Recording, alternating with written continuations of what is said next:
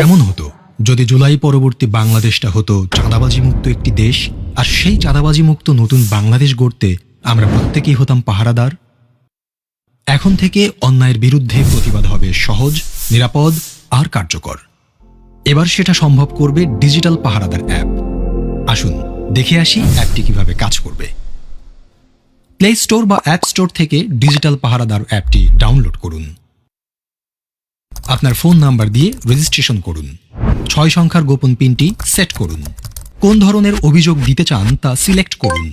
অভিযোগের প্রমাণ সংযুক্ত করার জন্য ছবি, ভিডিও, অডিও রেকর্ড করুন অথবা মেসেজ টাইপ করুন।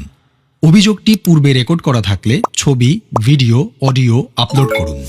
আমি উপরের শর্তাবলী পড়েছি, এই লেখাটিতে টিক মার্ক দিন, তারপর জমা দিন বাটনে ক্লিক করুন। অভিযোগের 24 ঘন্টার ভেতরে দ্রুততম সময়ে ব্যবস্থা গ্রহণ করা হবে।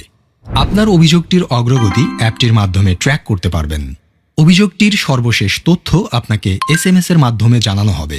চাঁদাবাজি এর পাশাপাশি দুর্নীতি, ঘুষ, মাদক, সন্ত্রাস, বুলিং বা ইফটিজিং ও অপহরণ সংক্রান্ত অভিযোগ দিতেও অ্যাপটি ব্যবহার করতে পারবেন। অভিযোগকারীর নিরাপত্তা নিশ্চিত করার জন্য পরিচয় গোপন রাখা হবে। নিরাপদ বাংলাদেশ গড়ার লক্ষ্যে আমরা প্রত্যেকে এক একজন দায়িত্বশীল পাহারাদার। অন্যায় অপরাধের অভিশাপ দূর করার লক্ষ্যে আপনার এবারের ভোটটি হোক দাঁড়িপাল্লার পক্ষে। চলো একসাথে গড়ি নিরাপদ, চাঁদাবাজি মুক্ত নতুন বাংলাদেশ।